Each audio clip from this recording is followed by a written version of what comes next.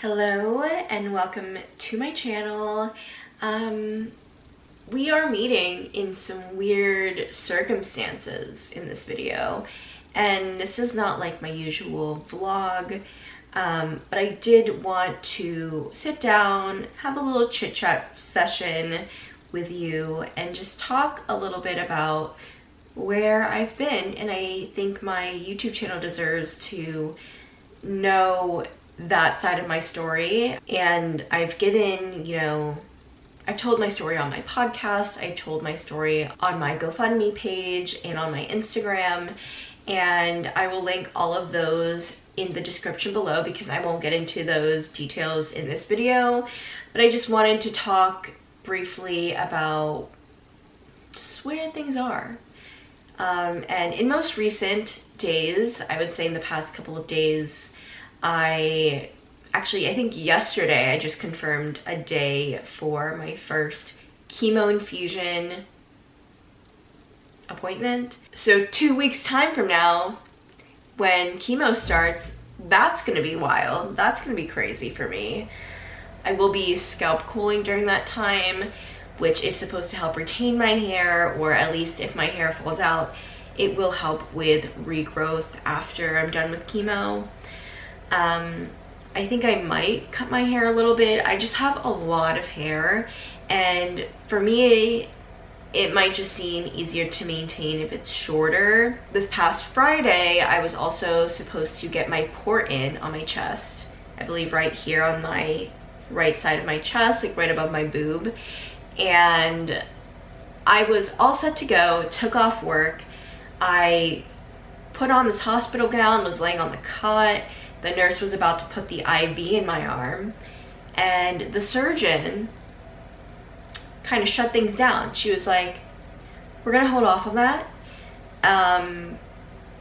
And from there, really, you're just like, what's going on? You can hear some of the nurses and other, I don't know if they're like surgery assistants or what are they, I don't know.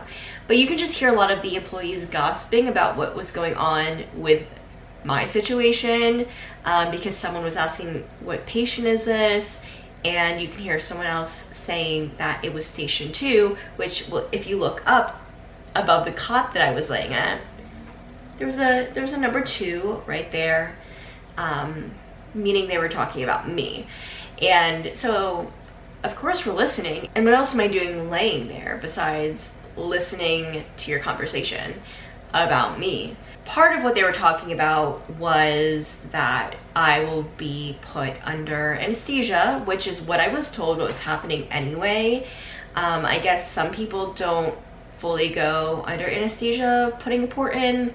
I'm not entirely sure about other people's experience with that, but that's kind of the vibe that they were giving. And when one of the nurses found out that they were going to give me anesthesia, I overheard her say, I've seen worse. Like, what does that mean? And I think those words have been haunting me ever since. Like, what do you mean you've seen worse? You've seen worse masses, worse tumors in someone's chest, and you still gave them a port? Or the fact that she didn't think I needed anesthesia to get a port? Regardless, I didn't get the port. As you can tell, there's nothing on my chest here. And the reason for that is because the surgeon decided to call my oncologist. She was just a bit concerned about the massive mass in my chest, and if they were going to do the port, which would be on this side, there's concern that when I start chemo and the tumor starts shrinking, it would move the port around, which is not good from my understanding. So the other option for not getting a port would be to get a PICC line, and that would be in my arm. And I don't know much about a PICC line. I didn't even know what a PICC line was prior to Friday, but I looked at pictures of what it looks like, normal, regular schmegular, and it's like so ugly, guys. It's really ugly. It looks like there's like wires sticking out of your arm, and you can't submerge it in water, so swimming is not an option for me. When you shower, you have to wrap it so that it doesn't get wet. Like, it's it's all these things. And so because of that, my boyfriend and I, we were supposed to go to Belize the first week of August.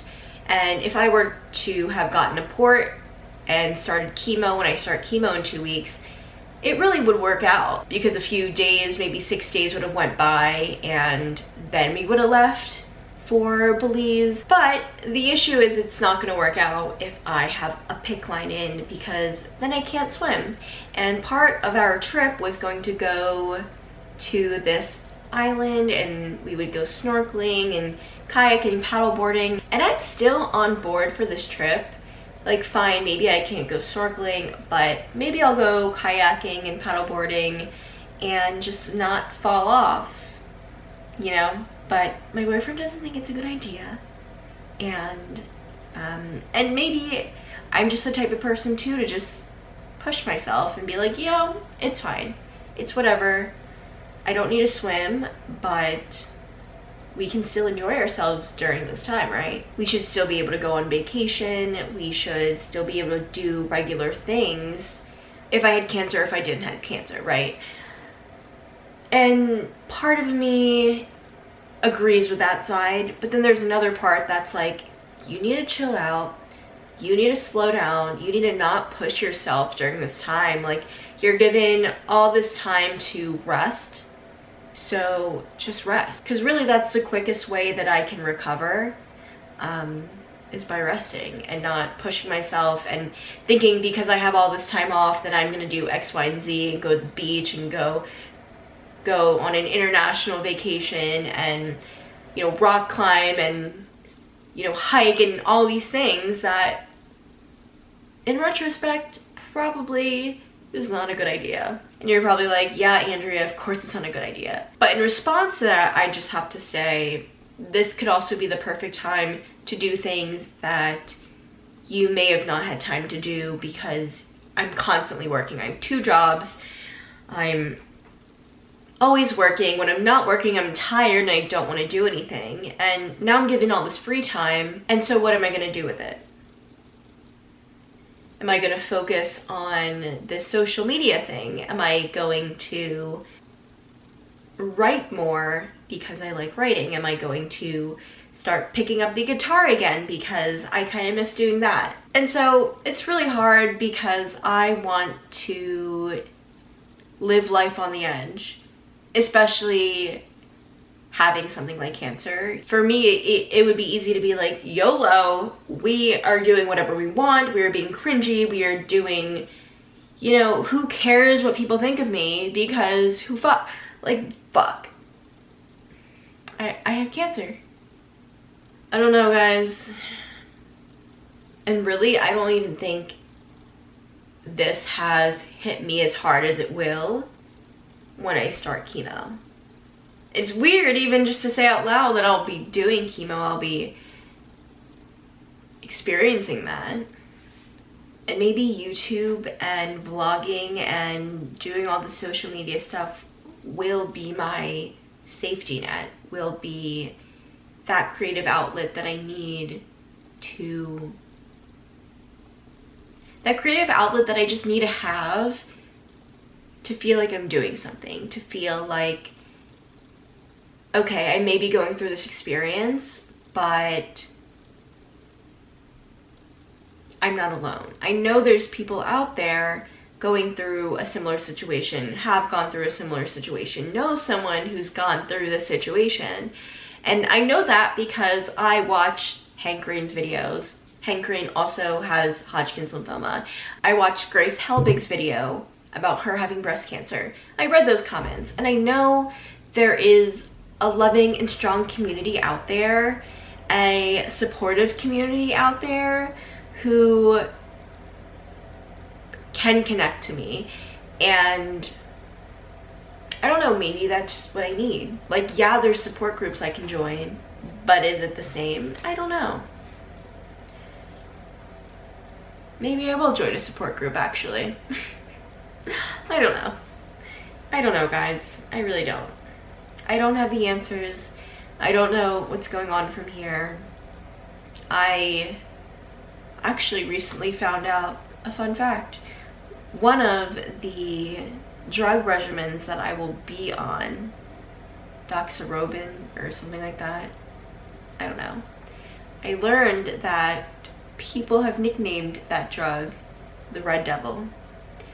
And you know what my reaction was when I find that out?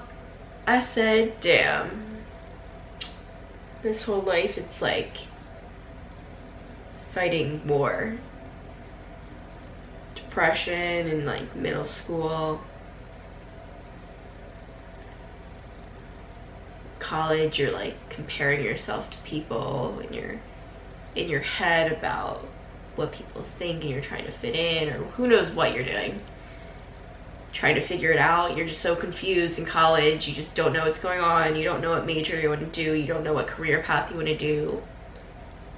I feel like a little bit after college, I was thinking of 5-year plans, 10-year plans, and this was not on any of those things.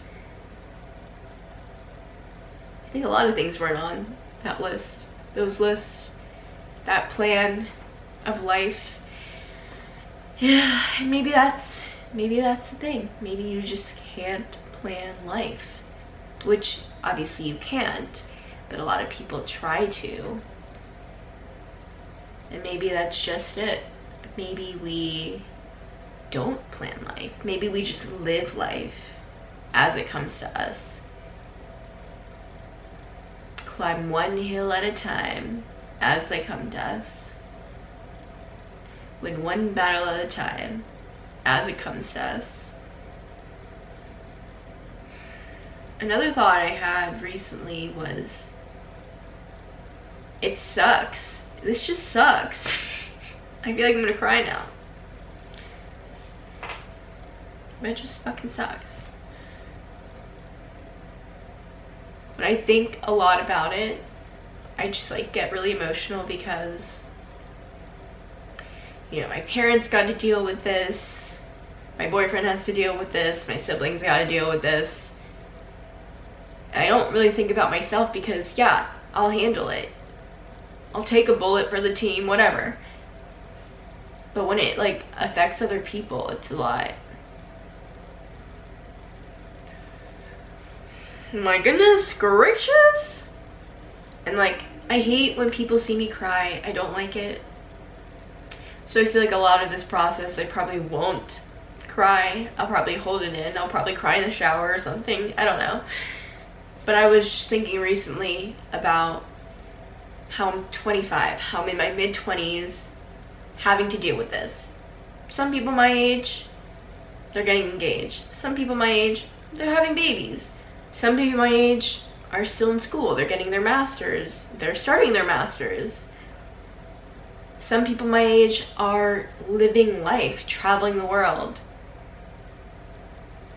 not being tied down, doing what they want because everyone always says these are the best years of your life. This is the time to make mistakes. This is the time to grow. This is the time to learn. And it just sucks because what? You go to college, the pandemic happens, then you get cancer. By the time I'm done this, you know, I'll be 26 in 6 months, get off my parents' insurance, do some monitoring post-chemo, hoping everything is fine. But are you actually fine? Like, can you actually do things that you want to do at that time? I don't know. And so, what does that give me? Where does that put me? How many years of my 20s do I have left to really live life? But by that time in your late 20s, a lot of people are settled down. A lot of people are ready to start a family. A lot of people got the adventurous side out of them and did all these things before they start having kids. Like, I still have a whole life to live. And I'm certain that I'll be doing all those things post-chemo, into my 30s, into having kids and all this stuff and starting a family. But it's just weird, guys. It's really weird. Being 25 and having cancer and being a woman, doing stuff to preserve your fertility, doing things to retain your hair You can't get manicures apparently. Really, you can't be in the sun for too long because the chemo makes your skin sensitive to the sun. Good thing I'm naturally tan. That was all just a little rant from me, and this really was just a whole roller coaster of emotions. And so thank you for listening. Thank you for just being an ear to me rambling. I'll definitely keep you guys updated, in the loop of what's going on with my journey and all these crazy weird things that they're gonna make me do and go through. But yeah, see you guys in the next video.